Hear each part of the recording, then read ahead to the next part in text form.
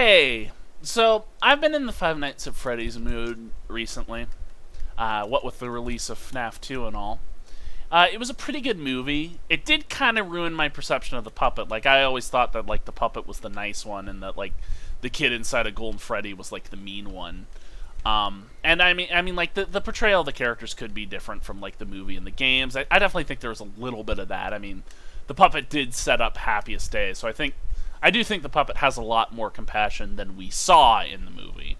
And you know, they might do like a redemption arc in Five Nights at Freddy's 3, where it's like the puppet's actually very chill. It's just she hates parents for some reason.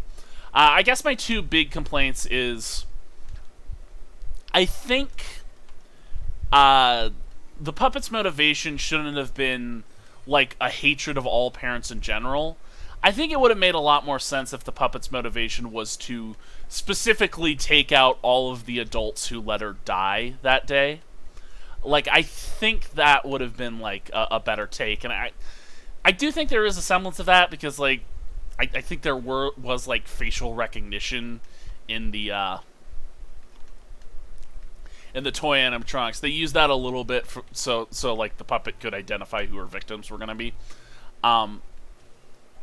So I just feel like that would have been a better motivation, would have made things a little more consistent. And then the other complaint I have is that, like, Michael Afton just doesn't work for me. Okay, so, like, you have Michael Schmidt, and now you have Michael Afton, and it's like, Michael Afton does not work for me. Maybe they'll do his portrayal a lot better in, like, Five Nights at Freddy's 3, but, like, to me, it was like, the movie already had a very intimidating antagonist with the puppet. You know, it didn't really need another member of the Afton family, like rah rah rah rah rah. It's me, I'm Michael Afton.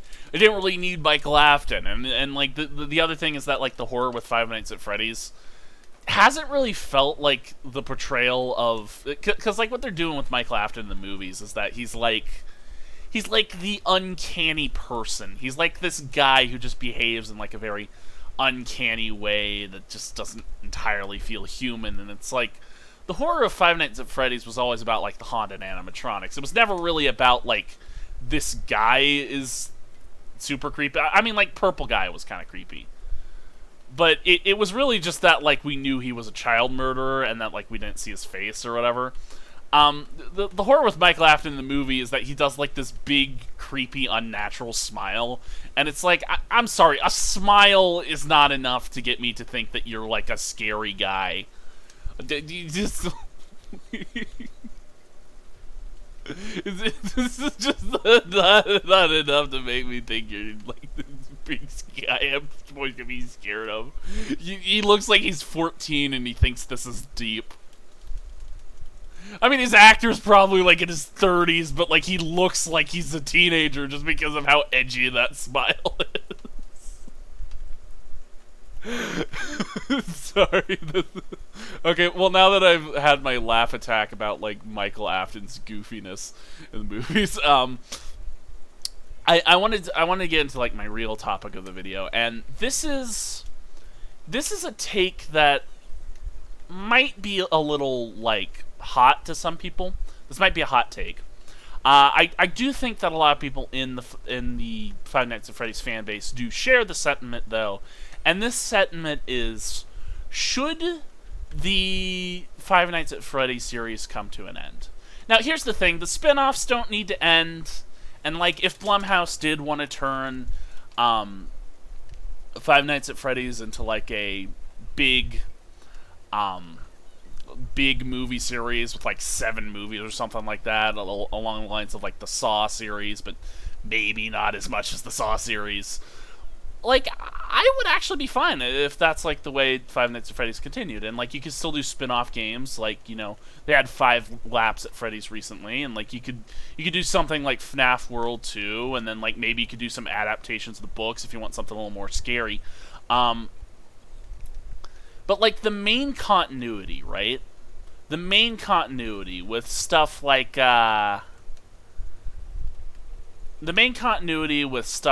Security Breach and, Security Breach Ruin, Secret of the Mimic, stuff like that. Does that continuity need to continue? Now, with the new continuity, I do want Scott to finish his story. I don't want to just say, like, oh, maybe Five Nights at Freddy's should end, and then we just don't really get resolutions on, like, the Mimic arc that, like, we've been building up over the years. I do want the story to be finished. So, like, I would want, like, all the games that, like, Scott planned for, like, this specific story arc to come out, and, like, we can do what we want with that. The big thing is, it feels like FNAF was supposed to end, like, 8 times already. Does it not?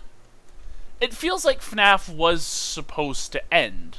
And I mean, like, the Pizzeria Simulator is, like, the biggest example of this. It feels like the Five Nights at Freddy's series was supposed to end, like, multiple times by this point. And it feels like Scott felt obligated to continue the series because the movie was coming out, you know? He still wanted to get the movie out. He still wanted to make this movie that all the fans were wanting. And he knew it would be bad business to make a movie based on a game series that doesn't really exist anymore and doesn't really have parts to it. The big thing is, Five Nights at Freddy's is, like, a huge success for Blumhouse. I don't know if it's the biggest success that Blumhouse has ever had, but Five Nights at Freddy's was, like, a huge success for Blumhouse. It was, like, a huge success. And so, like, whereas we have, like, at least one more, like, FNAF movie planned, definitely. And then, like, the freedom to make more FNAF movies, if Scott so desires in the future. I think Blumhouse would be willing to do it, even if the game series ends, you know? It'd just be, like, a different FNAF, you know? It'd just be, like, different. So, and the other thing is that, like, you know, a lot of Scott's plans for, like, the early games of this new era, like, post Pizzeria Simulator, a lot of his ideas for these games were kind of based on gimmicks that, like, he thought the Five Nights at Freddy's deserved to have some games with, like, this type of gimmick in them. And like, you know, these were the VR game, the AR game, the free roam game. And Scott has basically done all of these gimmick games that, like, he planned out at the time of, like, Pizzeria Simulator.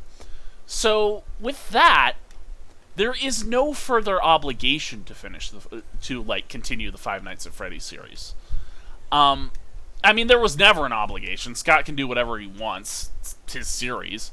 But, like, if he does feel like there's an obligation to continue the series, he really shouldn't need to feel that anymore. He should not feel any obligation to continue Five Nights at Freddy's if, like, his original story's done and, like, his new story could be close to being done, but we don't know for certain. And, like, you know, he does have a good deal going with Blumhouse, and, like, people will buy whatever spin-off games he makes in the future. Like, he has no obligation to continue the main continuity of Five Nights at Freddy's if he does not want to. Now, maybe he does want to. Maybe he does want to, and I don't want to, like, stomp on his creativity or anything like that. Like, I do like new FNAF. New FNAF is cool. I love what's going on with the new Five Nights at Freddy's. It seems like what we're getting is that this new villain is, like, this schizophrenic AI. And the schizophrenic AI is, like, connected to everything. The schizophrenic AI is connected to everything that Fazbear Entertainment is doing nowadays. At the very least, it's all connected to the Pizzaplex. It's like a Pizzaplex hive mind that's connected to, like, all of the animatronics, every computer in that system, and, like, all of the endoskeletons and everything like that. And it's a schizophrenic AI that's, like, at war with itself. Like, it seems like Mixis is just, like, a part of the Mimic. And, like, if the Mimic was Shadow Bonnie this whole time, like, that makes complete sense. I mean, like, you know, it's the shadow of the killer because one of the characters it likes to copy so much was the killer, was the Purple Bunny Man. So, like, he is a cool villain. He is a really cool villain. The problem is we didn't know about him for years. For years, the Five Nights at Freddy's fan base has been under this impression that, like, William Afton was just going to come back. And, like, we saw this character that had so many similarities to William Afton, you know, and we were just like, okay, William Afton's coming back. William Afton's coming back. He's going to make a... He's like, rah, rah, rah, it's me, I'm William Afton. He was going to come back in, like, this big, epic climax. He was like, I always come back. And then, like, we were going to have, like, a big old fight against him. And it's like... And you know, like, I feel like everyone knew that, like, bringing Afton back was just going to be, like, a bad idea.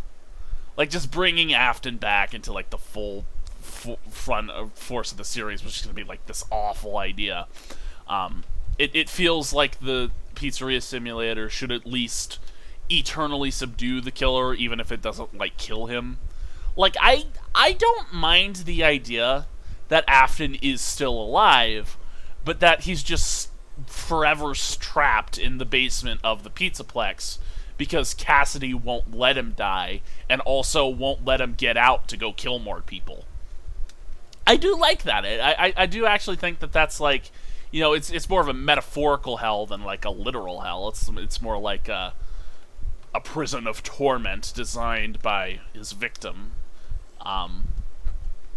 It's the punishment his victim thinks he deserves. And that's kind of what's going on with and, like, Ultimate Customized is more like an example of his mental state, whereas, like, the secret ending of Security Breach is more like you know, maybe not even the canon way this is working, but, like, just meant to establish that, like, they're both there. William and Cassidy are both there. It's just that, you know, he's out of the picture. He's done. He came back for a cameo. That's it. And so it's like, I love the Mimic. But, you know, with that, with the idea that we were thinking it was going to be William the whole time, that brings into the forefront this idea that the fan base cannot follow the story anymore. It has gotten, with every new release of Five Nights at Freddy's, it has gotten increasingly hard for the fan base to understand the story. And I mean, like, that's okay if, like, there's a big part of the story that we don't understand. But when it's to the point where it's like, who the villain is, like, where we don't even understand who the villains and who the heroes of the story are. We don't know who to root for. We don't know who to root against. We don't know what the bad guys' plans are. We don't know what they've done so far to deserve being the villain. It makes it hard to follow along. Like, it is clear that Vanny, like, killed some kids. But, like, what's her relation to William Afton? And, like, what's her relation to the Mimic? Like, these are things that are just, like, very hard to understand, and it's like, you know,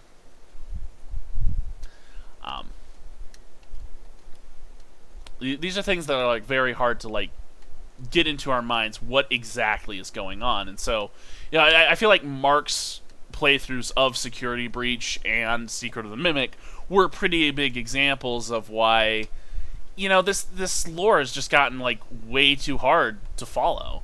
It's gotten way too hard. Like, I'm here at the end fighting Vanny, but I want to know why. I know she's the main villain, but why is she the main villain? What did she do to deserve main villain status? Maybe she killed someone. I mean, she probably did kill people.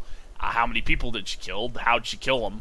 You know, the only thing we have to go off of is, like, a missing poster that has, like, some pictures of some dead kids on it, and then, like, Gregory being afraid of her, but then also maybe we get some indications that Gregory is not a good person, and it's like, well, how's Gregory a villain? What did he do? What did he do to be labeled as, like, an anti-hero or whatever the fuck he is? Like, the big problem with modern FNAF is that it's gotten to the point where we just don't know anything anymore. And if someone, like, if an old fan is, like, checked out of the series for a while and he wants to come back, he's going to be hopelessly confused coming back. And like, even then, like, game theory is not the most reliable source on Five Nights at Freddy's anymore. I mean, like, they always got some things wrong. But now it seems like they don't even have, like, a grasp on where the story's going or what's going on, or, like, because like, everything they're saying is, like, a maybe now. It's like we don't have as solid evidence as we did in the past, and that which we do have evidence for, we don't really know how it connects into the larger story as a whole. I'll say it this way. The old Five Nights at Freddy's games, back when they were more compact, this very cryptic style of storytelling worked perfectly. Because back when it was compact, we knew what to look for. Back when it was compact, we knew that the 8-bit minigames were important. We knew that, like, we should pay attention to the phone guy, like, at least a little bit. Maybe he'll make, like, a joke or two, but, like, pretty much everything he says was important somehow. And then, like, the main gameplay loop, we can mostly ignore, and, like, maybe there'd be a background detail or something that would add, like, a little bit more information. But, like, it was pretty easy to know what we had to look for. But with modern Five Nights at Freddy's, there's so many, like, jokes. And there's so much fan service, and there's so many side stories as well, that, like, we read all these notes about the story, and some of them is just, like, goofy, silly stuff we don't need to pay that much attention to. Like, there will be a joke about the restaurant serving, like, pizza from the garbage or something. And it's like, that's funny, that made me laugh, but, like, this isn't super important to the story. And we get this the same way we get information about, like, how Vanny got to the Pizzaplex, or, like, information on, like, Gregory's past, or like, other stuff like that. We get these clues in, like, various different places, and we don't know which of them we're supposed to take seriously. We don't know which ones we're supposed to just ignore because they're, like, goofy, funny jokes. We don't know which ones are fan service. We don't know which ones just explain game mechanics, like I think there was a note in Security Breach which was basically just, oh, the music men got out and now they're in the vents, oh shit. And, like, that doesn't really feel like it's super important to the lore, but, like, you know this fan base. You know what this fan base is like. They can take that and say, like, Music Man is actually the most important character in all Five Nights at Freddy's. Like, he was the pink guy the whole time. Maybe that's a bit of an extreme example, but, like, the fans are all moving forward with vastly different interpretations of what's going on with the lore. Like me, I have the interpretation that our new villain is the hopeless schizophrenic AI, which runs, like, the entire Pizzaplex. But a lot of people just think William Afton is coming back. And some people, like, based on the end of, like, Ultimate Customite, a lot of people think that, like, Golden Freddy should be, like, a villain again, and, like, he should return and have, like, a very villainous role, you know? And so, what with the new story being hard to follow, what with the fact Scott has made basically everything he promised to make, and, like, even then, promise I use very loosely, saying you're going to do something isn't necessarily a promise, it's like there is no more obligation for Five Nights at Freddy's to continue on.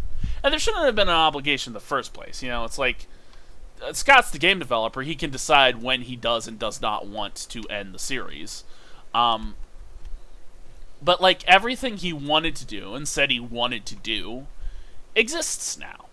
And I still would want him to finish up the Mimic storyline. Maybe give us, like, a FNAF. Like, I do want them to make the game on Fall Fest. I'm pretty sure they're going to make a game on Fall Fest eventually. And explain what happened with Fall Fest. And, like, if they do end the Mimic storyline, I wouldn't be surprised if the way they do end the Mimic storyline is they do what Five Nights at Freddy's 6 did and, like, give us some solid answers to some of the mysteries we've had over the past few years.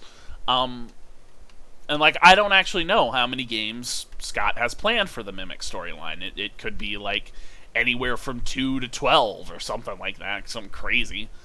I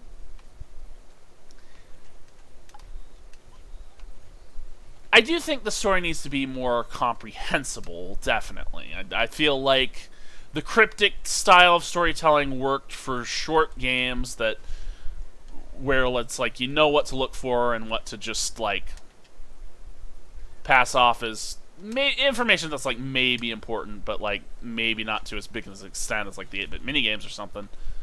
And we've gone into this new era where, like, so much of it is, like, at least seems like goofy cameo, like fun cameos and Easter eggs from, like, plushes of, like, these various characters, and stuff. Now that we're in this era of the story where we don't really know what we're supposed to do with all of this information, it does feel like it does feel like it would not be a bad idea to end Five Nights at Freddy's. I wouldn't say right away. I'd just say, like, within, like, by the end of the 2020s, I'd say. Like, it wouldn't seem out of the question to end the main continuity of Five Nights at Freddy's by the end of the 2020s. It does not feel wrong to end FNAF at that point. And maybe a little into the 2030s if, like, you got a lot of plans for games for, like, this new era of the story or whatever, but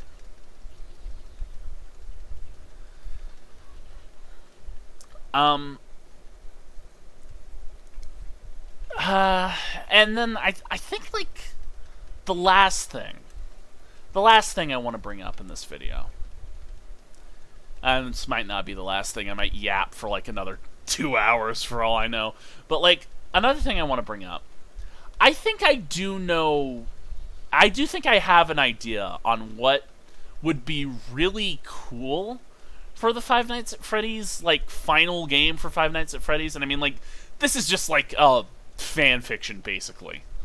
Like, what I'm about to explain now is, like, a fan fiction. I've already explained my reasons for why I think it at least wouldn't be a bad idea to end the series. It's a cool story, but it's not explained well, and then like, that's basically the TLDR of why I think it might be good to end the series. If I could, like, choose what the final game of Five Nights at Freddy's would be, if I could, like, choose what it would be, I'd say we go back to roots. We go back to Click Team, or at least a Click Team style game. And what we do is we make a game from the perspective of the last MCI kid. Like, the last MCI kid to get stuffed in the suit. My headcanon is that it's Golden Freddy. I might be wrong about that. I might be wrong about it being the Golden Freddy kid, who I'll just call Cassidy. I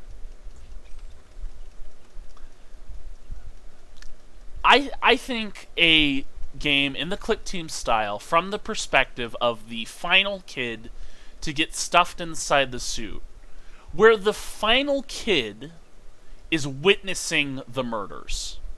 The final kid witnesses the murders of the other kids, or at the very least witnesses the yellow bunny thing take them to the back room. Into the Pit did give us a good idea of, like, a MCI adjacent horror game. It gave us the idea of, like, an MCI adjacent horror game, but, like, an actual game from the perspective of the final kid Afton killed. And this kid is also very suspicious of William Afton and like, tries to avoid him, and, like, only really goes into the back room at the end, maybe as, like, a desperate attempt to try and save the kids or something. I think this could be a really cool way to end the series. And then, And like, you know, there'd only be one ending because we all know what happens. We all know what happens to that final kid, you know? And, and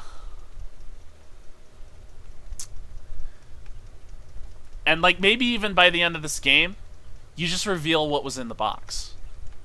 Now, I don't know if the box relates to the MCI. I imagine it has at least something to do with the MCI. If it's, like, the motivations for what caused the MCI, or if it's the, video footage of the incident, or something like that. You know, maybe you could even open up the game with, this box contains everything the company doesn't want you to know, and it's like one of them is, like, footage of the missing children's incident or something. Like, it was like forbidden knowledge that, like, we only have access to now. That would be my idea of, like, the ideal final Five Nights at Freddy's game. Now, going to that point in the timeline, that could ruffle some feathers. And I will, you know, I'm going to admit that. It's like, you know, if we go to that point in the timeline, that will cause some, that will cause some tension, I guess I should say, because if you go to that specific part of the timeline, that's like smack dab in the middle of the timeline. That's like an era of the story that you don't really want to mess with. You don't really want to retcon that part of the story. Adding details that, like, weren't fleshed out earlier is not really the same thing as a retcon. A retcon is when you put something in that, like, actively contradicts something, or something that, like, just comes completely out of nowhere. But, like,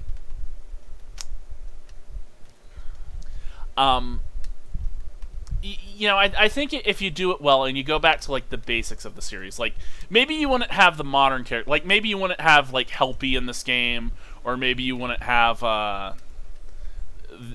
mean, maybe you could have, like, Tutorial Unit, but, like, maybe I'd prefer Phone Guy or something. I think he'd be alive at this time, I don't know for certain. Like, if you just had, if you just took the game back to its roots, and covered one of the most mysterious and one of the most, you know, chilling moments of the story. Every time a FNAF fan hears about the MCI, there's like chills to it. This is what the first game was based on. It was the aftermath of the MCI. So taking us back to the MCI and, like, giving us, like, much more information about it. And I thought of this because I was, like, I was listening to a lot of FNAF theories around this time. I mean, like, you know, the movie made me want to go back and watch, like, a whole bunch of FNAF movies, or FNAF theories. I was thinking about Pizzeria Simulator and how we get mini games for, like, 2 of the kids' deaths. We get a mini game for, like, Charlotte's death, and then we get a mini game about Susie's death, the Chica. At least I assume it's the kid who ends up possessing Chica. And I was thinking, was it originally intended that there was going to be, like, 7 of these mini games, and, like, 6 of them were going to be about, like, the MCI plus Charlotte, and then the 7th game was going to be Midnight Motorist, whatever we're supposed to take away from Midnight Motorist. Whatever the heck we're supposed to take away from Midnight Motorist, I don't know. I was kind of thinking, like, what if that was the original intent for Pizzeria Simulator? But we only ended up getting the most important ones, and these were the death of the puppet, of course, and it's pretty obvious why that's important. And then, like, the death of the girl, because she, like, had a dog, and we needed to establish that this dog was dead, so that it would be the one that possesses Chica. I mean, like, that girl could actually be the one that ended up possessing Golden Freddy, for all I know. Like, if, like, we still don't know Golden Freddy's gender. And it makes sense for Golden Freddy to be blonde, so I don't know.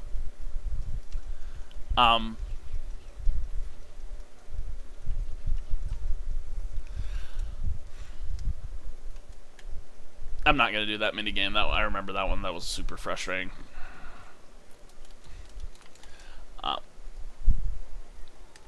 And so it would just like, you know, because we've sort of over time gotten this idea that the kids were killed off one by one. That instead of leading them all into the back room at once, they were sort of lured back there one by one, and then like, you know, and maybe it was all on the same day, maybe it was over the course of like a few days, who knows. But we've sort of gotten that idea.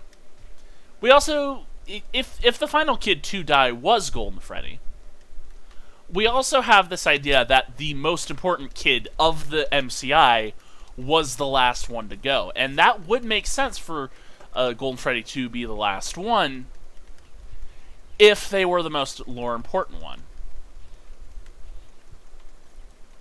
If they were. And it's just... it feels like a nice way to wrap up so many mysteries over the years.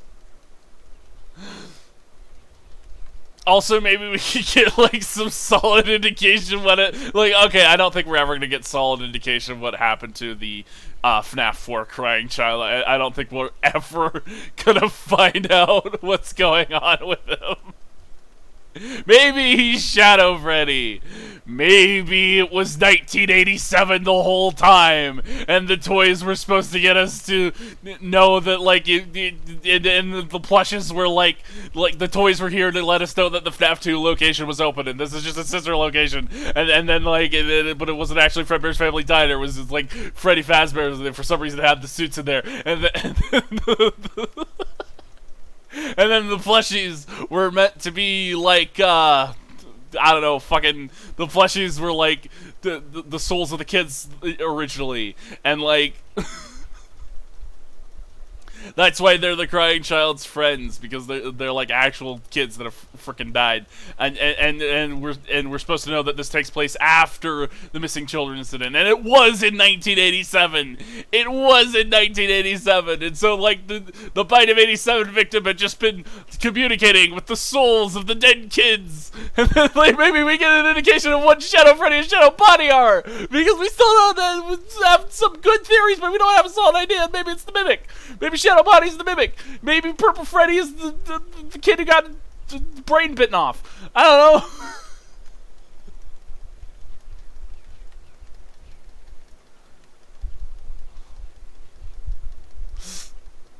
I just want to play Rayman now. Like, after all that, I just want to play Rayman. But like, that's sort of my take on Five Nights at Freddy's. I love the game, and I love the new game. I do actually love the new games. I think they are kind of cool. But with the story being so hard to explain, like even I'm like a super fan, and I don't even know what's going on in the new games. I don't know what's going on in the new games because it's just very confusing what's going on in them. It's like very hard to explain, and so many moving pieces, and I don't know every single little piece, every single little detail, and I don't know which ones are like side story, which ones are side quests, basically. Like, is Monty killing Bonnie a side quest, or is that like super important, actually? Is Monty killing Bonnie? Is that super important, or is this a side quest? Why isn't Foxy in the Pizza Plex? What happened to Foxy? Where'd Foxy go? Where'd he go? Where's Foxy? Do they not want to bring Foxy back for the Pizza Plex? He's like everyone's favorite character. But maybe he did the Bite of 87. That's why they didn't bring him back. I don't know. That being said, like, I do love the Five Nights at Freddy's series. It is a major inspiration for me and a whole bunch of others. It has inspired the next generation of horror makers, like people who make horror games and stuff like that. A lot of them draw their inspirations back to Five Nights at Freddy's. And so it's like, if Five Nights at Freddy's ended, everyone who grew up with Five Nights at Freddy's will want to make horror games themselves, you know? They want to make horror games themselves from out of everything they've learned from playing the games, watching Mark play the games, knowing just how to use like sound design and like uncanny valley designs to like make their own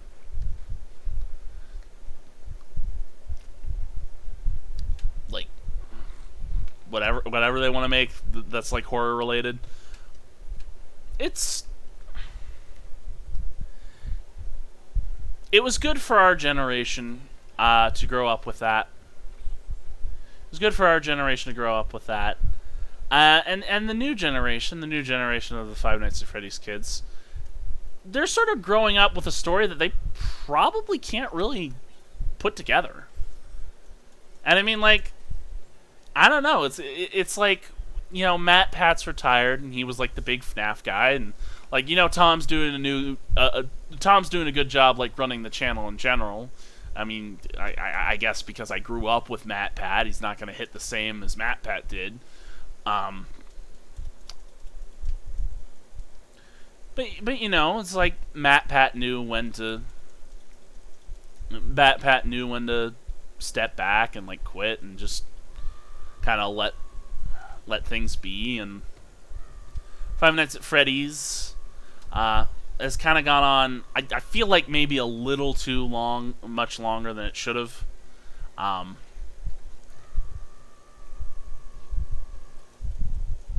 And it's just like, if I'll be here for as long as the series wants to continue. I definitely will. I never really thought the new games were bad. I just thought they were poorly explained. But that's the problem. They're poorly explained. And there's only so much you can get away with not telling someone the story of your game to where they just won't be interested in your characters anymore. And then, like, I've seen that with Markiplier. He's sort of checked out of FNAF lore for a while now. It's like, this was the guy who was very excited when he thought he saw the Bite of 87 back in the day. Now he just kind of plays the games for the scares and also for like nostalgia reasons, because like he knows that his fan base is going to want to see him play every new Five Nights at Freddy's game and stuff like that.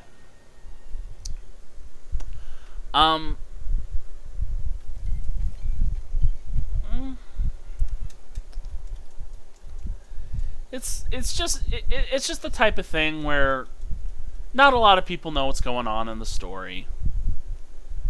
At least not to the extent they did back then, and I get that's kind of the point. That to some extent that is the appeal, but it gets old. And like Petscop is a good example of a game where people don't really know the story of it, and not really a game, more of a YouTube experience. Petscop's a good example of something where it's like people don't really know the story, but like it was like, as a series, it only ran for like I think maybe 3 or 4 years.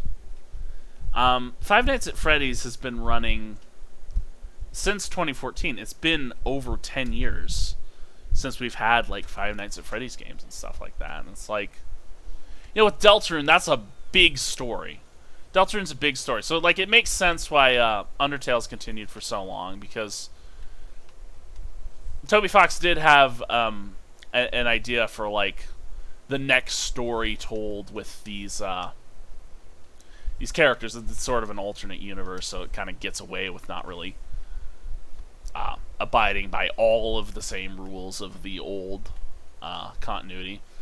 And it's like since it's a big game, since Toby Fox has to work so hard to get every chapter out, every chapter is like the length of a game itself. So Toby Fox is basically making 7 games that are all like in the same package, and like something like that would take maybe like 20 years to complete or something like that. I don't know. Five Nights at Freddy's is one of the things where it's like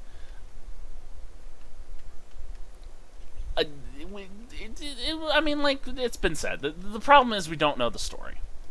The problem is, like, when a game series continues on for that long, we need some things that are solid to go off of. We're not smart enough to piece everything together. And that's the delicate balance you need to make as a story writer, is you need to know how much to tell your audience and how much not to. And with FNAF's like big charm being that it hasn't told us a lot, it can't really be dragged out to the point where now we don't know anything. Now we just... It's almost abstract at this point. It's just... We know there's a story to be told down there, but, like, we can't find it.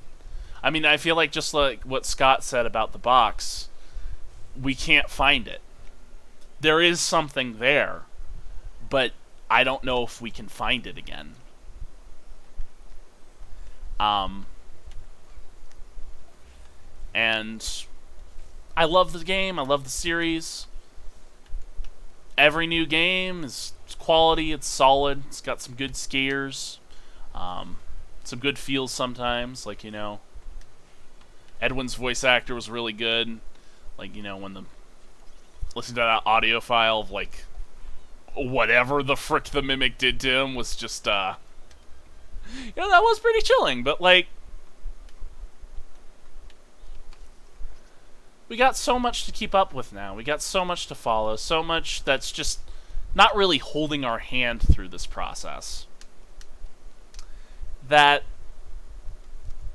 I just think it would be good to end it eventually. And I do want Scott to finish up, like, whatever games he does have planned in the main continuity. I want him to finish the story with the Mimic. But then I think if Five Nights at Freddy's continues after the Mimic, it should just be a completely separate continuity. They shouldn't feel the need to make all these references back to the Pizzeria Simulator and the Purple Guy and, like, everything like that. If they make a new continuity, I mean, like, that's fine. If they just do, like, adaptations of the books, that's fine. If they do, like, one-off stories from now on, like, that's fine. Like, it doesn't really tie into, like, a huge overarching narrative. It's just, like, each game has its own story that you gotta figure out. I mean, like, that'd be fine. It's like, if we continued through the movies, that'd be fine. If it continued through... like, a Goosebumps-style, like, book series every so often, like, that'd be fine.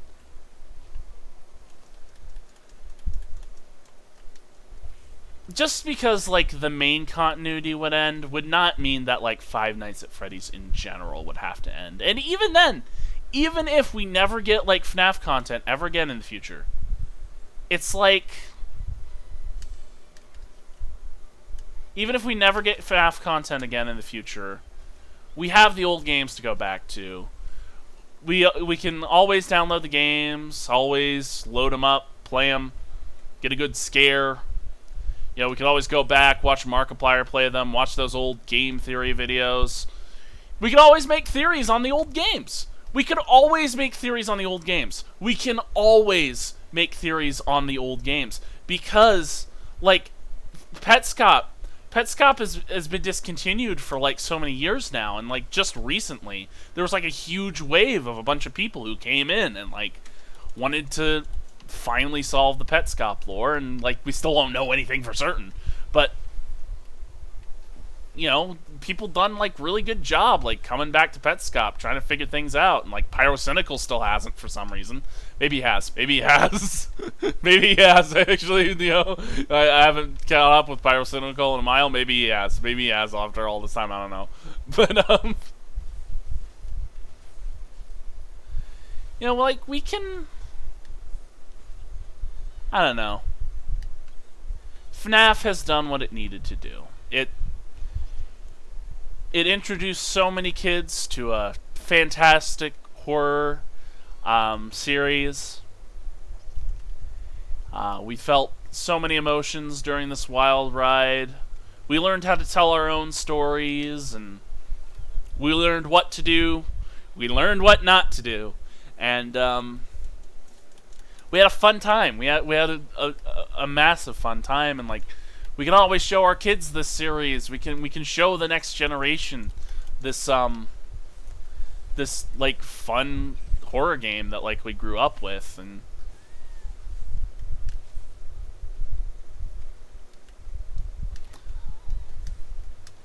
we can always make our fan songs, we can always make our fan art, we can always make whatever we want.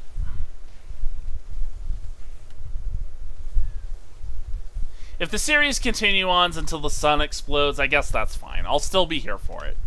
But it doesn't have to. No one ever said it had to. And I feel like there's just something in Scott's mind that tells him the story has to continue.